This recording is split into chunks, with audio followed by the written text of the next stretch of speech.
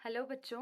तो आज हम कक्षा 12 के भौतिक विज्ञान विषय के एक नए अध्याय चुंबकत्व एवं द्रव्य यानी मैग्नेटिज्म एंड मैटर को शुरू कर रहे हैं। तो सबसे पहले देख लेते हैं कि आज हम किन किन विषयों को पढ़ेंगे। सबसे पहले हम पढ़ेंगे चुंबकत्व क्या होता है, चुंबक क्या है और चुंबक के गुण क्या हैं, क्षण चुंबक क्या है और चुंबकीय क्षेत्र रेखाएं क्या हैं और इनके गुण क्या होते हैं। तो सबसे पहले चुंबकत्व यानी मैग्नेटिज्म। तो जब बहुत सालों पहले प्रकृति में चुंबकत्व की खोज हुई थी, तो प्रकृति में ये पाया गया था कि लोहे के एक अयस्क मैग्नेटाइट में लोहे के छोटे छोटे टुकड़ों को अपनी ओर आकर्षित करने का गुण होता है। यानी मैग्नेटाइट लोहे के अन्य छोटे छोटे टुकड़ों को अपनी ओर खींचता है, आकर्षित करता है। तो आकर्षित करने वाले इन्हीं मैग्नेटाइट के टुकड़ों को कहा गया मैग्नेट यानी चुंबक, और इनके इन आकर्षित करने के गुण को कहा गया चुंबकत्व यानी मैग्नेटिज्म। अब एक बहुत ही महत्वपूर्ण चीज है पृथ्वी का चुंबकत्व। पृथ्वी एक चुंबक की भांति व्यवहार करती है, जिसके चुंबकीय क्षेत्र की दिशा उसके भौगोलिक उत्तरी ध्रुव से और दक्षिणी ध्रुव से थोड़ी भिन्न होती है। तो समझते हैं कि इसका मतलब क्या होता है कि इसका जो चुंबकीय क्षेत्र होता है वो भौगोलिक दक्षिण से उत्तर की तरफ दिखाता है। तो इसका मतलब क्या है, यहाँ बाईं तरफ हमारी पृथ्वी का चित्र है। तो इसमें जो ऊपर की तरफ है वो नॉर्थ पोल है यानी उत्तरी ध्रुव, और नीचे की तरफ है साउथ पोल यानी दक्षिणी ध्रुव। ये भौगोलिक उत्तरी तथा दक्षिणी ध्रुव है जो हमने भूगोल में भी पढ़ते हैं। लेकिन चुंबकीय उत्तरी ध्रुव और दक्षिणी ध्रुव कहाँ है? चुंबकीय उत्तरी ध्रुव नीचे की तरफ होता है और जो चुंबकीय दक्षिणी ध्रुव होता है पृथ्वी का, वो ऊपर की तरफ होता है। लेकिन जैसे उत्तरी ध्रुव ठीक इस बिंदु पर अगर हम बता रहे हैं, तो जो पृथ्वी का चुंबकीय दक्षिणी ध्रुव है वो इसी बिंदु पर नहीं होगा, इससे थोड़ा कोण बनाते हुए, थोड़ा सा कोण बनाते हुए, लेकिन ऊपर की ही तरफ होगा, लेकिन एग्जैक्टली यानी उसी बिंदु पर नहीं होगा। ठीक है। और ऐसे ही पृथ्वी का जो चुंबकीय उत्तरी ध्रुव होगा वो इसी बिंदु पर नहीं होगा, इससे थोड़ा सा कोण बनाते हुए होगा। जैसे हमारा दाईं तरफ हमने पृथ्वी बनाई है और पृथ्वी की ये जो रेखाएं हैं ये पृथ्वी के चुंबकीय क्षेत्र को बताती हैं, यानी पृथ्वी के चुंबकीय क्षेत्र की दिशा कैसी है उस सबको बताती है। इनके बारे में हम आगे पढ़ेंगे। तो जैसे एक चुंबकीय कंपास सुई है, तो ये हमेशा इस तरह से अब दिशा देती है, इस तरह से इसकी चुंबकीय सुई ठहरती है अगर इसे पृथ्वी पे के नजदीक रखा गया।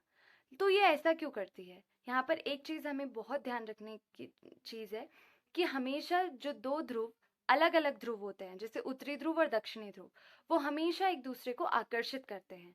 तो जैसे इस इस कंपास सुई का जो उत्तरी ध्रुव है वो ऊपर की तरफ इसलिए रहा क्योंकि ऊपर की ही तरफ पृथ्वी का चुंबकीय दक्षिणी ध्रुव है। तो कंपास सुई का उत्तरी ध्रुव और पृथ्वी का चुंबकीय दक्षिणी ध्रुव एक दूसरे को आकर्षित करेंगे। और जो कंपास सुई का दक्षिणी ध्रुव है और पृथ्वी का चुंबकीय उत्तरी ध्रुव कहाँ पर होता है? नीचे की तरफ। तो वो एक दूसरे को आकर्षित करेंगे और इसी वजह से हमारी ये चुंबकीय कंपास सुई इस तरह से ठहरती है। अब हम पढ़ते हैं चुंबक के गुण जो चुंबक का अध्ययन करके हमें प्राप्त हुए हैं।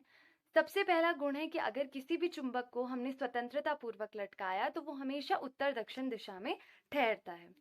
एक जैसे, जो हम ये गुण तो हम पहले भी पढ़ चुके हैं कि एक जैसे ध्रुव, सजातीय ध्रुव यानी उत्तरी ध्रुव, दक्षिणी ध्रुव, दक्षिणी ध्रुव, उनमें हमेशा प्रतिकर्षण होता है। और अलग अलग ध्रुव जैसे उत्तरी ध्रुव, दक्षिणी ध्रुव, दक्षिणी ध्रुव, उत्तरी ध्रुव, उनमें आकर्षण होता है। अगला गुण है विलगित चुंबकीय ध्रुवों का कोई अस्तित्व नहीं होता। यानी कि अगर हमारे पास एक चुंबक है, उसमें एक उत्तरी ध्रुव होगा, एक दक्षिणी ध्रुव होगा, तो अगर मैं ये मान लूं कि अगर मैंने उस चुंबक के दो टुकड़े कर दिए तो उस चुंबक से उत्तरी ध्रुव अलग हो जाएगा, दक्षिणी ध्रुव अलग। तो ऐसा बिल्कुल भी नहीं होगा।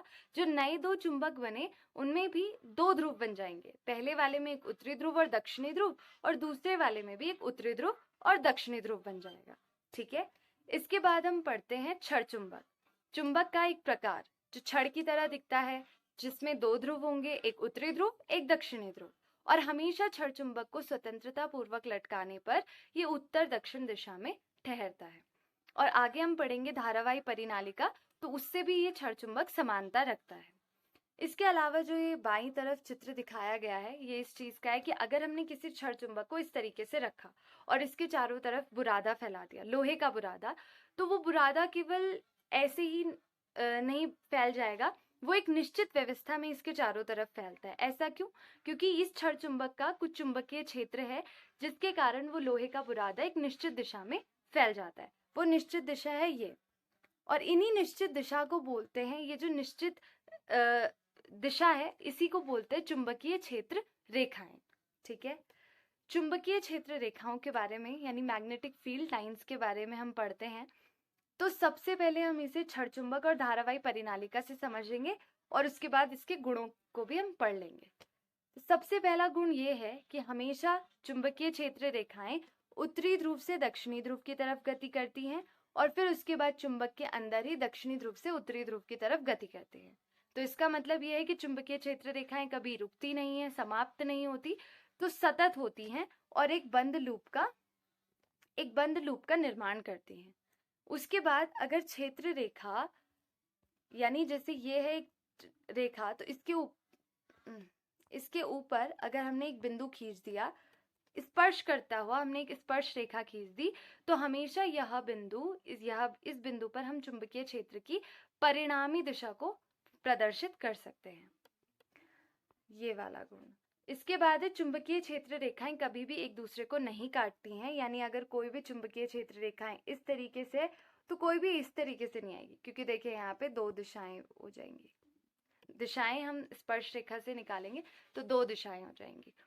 इसके बाद जो अगला गुण है यानी चुंबकीय क्षेत्र रेखाएं जहाँ पास पास वहां चुंबकीय क्षेत्र प्रबल। जैसे इस क्षेत्र में चुंबकीय क्षेत्र रेखाएं दूर दूर है यहाँ की अपेक्षा, तो यहाँ पर चुंबकीय क्षेत्र प्रबल होगा, यहाँ पर दुर्बल। ऐसे यहाँ पर भी चुंबकीय क्षेत्र रेखाएं पास पास है यहाँ की अपेक्षा, तो यहाँ पर प्रबल होगा चुंबकीय क्षेत्र, यहाँ पर चुंबकीय क्षेत्र इसकी अपेक्षा दुर्बल होगा। ये जो हमारे पास विद्युत द्विध्रुव बनाया गया है, ये अब हम सबको पता है कि हमने पिछले अध्याय में भी पढ़ा होगा कि जो विद्युत द्विध्रुव है वो विद्युत क्षेत्र रेखाओं को प्रदर्शित करता है, और विद्युत क्षेत्र रेखाएं धनावेश से ऋणावेश की तरफ चलती हैं और वहीं पर समाप्त हो जाती है। तो यही फर्क होता है चुंबकीय क्षेत्र रेखाओं और विद्युत क्षेत्र रेखाओं में, कि विद्युत क्षेत्र रेखाएं समाप्त हो जाती हैं यानी धनावेश से ऋणावेश पर चलती हैं और फिर समाप्त हो जाती हैं, लेकिन चुंबकीय क्षेत्र रेखाएं सतत बंद लूप बनाती हैं। इसके बाद हम ये कह सकते हैं कि चुंबकीय क्षेत्र रेखाएं वो काल्पनिक बंद वक्र हैं जो चुंबकीय क्षेत्र की दिशा का अविरत यानी सतत प्रदर्शन करती हैं, या हम ये भी कह सकते हैं कि वह काल्पनिक बंद वक्र जिसके अनुदिश कोई भी स्वतंत्र एकांक उत्तरी ध्रुव चुंबकीय बल के कारण गति करता है। वास्तव में कोई उत्तरी ध्रुव गति नहीं करता है, वो केवल हमने अपनी परिभाषा को एक रूप देने के लिए कहा गया है, क्योंकि जो चुंबकीय क्षेत्र रेखाएं होती है वो उत्तरी ध्रुव से शुरू होती हैं, तो इसलिए हमने ऐसा कहा है, और चुंबकीय क्षेत्र के कारण उस पर कुछ ना कुछ चुंबकीय बल तो लगेगा ही। तो आइए अब हम देख लेते हैं कि हमने आज क्या क्या चीजें पढ़ी हैं। सबसे पहले हमने पढ़ा चुंबक और चुंबकत्व क्या होता है।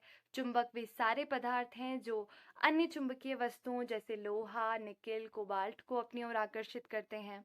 उसके बाद हमने पृथ्वी के चुंबकत्व के बारे में पढ़ा कि पृथ्वी एक चुंबक की तरह व्यवहार करती है, और इसी वजह से एक क्षण चुंबक को स्वतंत्रता पूर्वक लटकाने पर वो उत्तर दक्षिण दिशा में ठहरता है।